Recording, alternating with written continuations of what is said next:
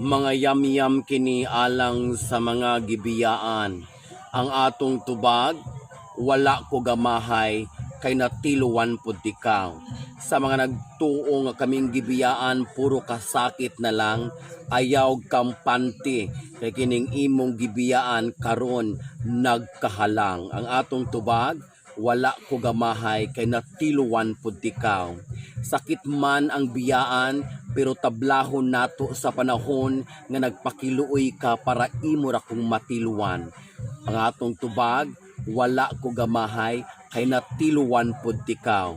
Karon lugos na ka managad, pero sa una kusog ka ikang muungad. Ang atong tubag, wala ko gamahay, kay natiluan pud tikaw. Sus kung magkainarti ka ug magkita tang duha, ayaw hilas-hilas, musuki ra ba ka og dili ka makatira. Ang atong tubag, wala ko gamahay, kay natiluan pud tikaw. Ayaw sige ginara, murarabag dili ka kusog mutila, miskaga anso-anso, hala mulala. Ang atong tubag, wala ko gamahay, kay natiluan pud tikaw. Sigig panghinambog anang iyang armas nga pirti rabang gamaya, dili katugkad ug magrumansa. Ang atong tubag, wala ko gamahay, kay natiluan pud tikaw.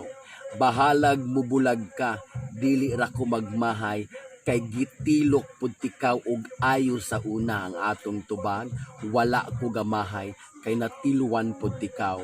Kung makaistorya ka sa lain nga tawo sa atong kagahapon, kusog ka ikang mudinay, pero di ay kusog ka ikang mutila sa akong lagay. Ang atong tubag, wala ko gamahay, kay natiluan pud tikaw. Kamong kusog mamiya, ayaw ra kaayom og nilagala, base nalimot ka nga sa una kusog ka ikang mutsula. Ang atong tubag, wala ko gamahay, kay natiluan pud tikaw. Aga bugad kay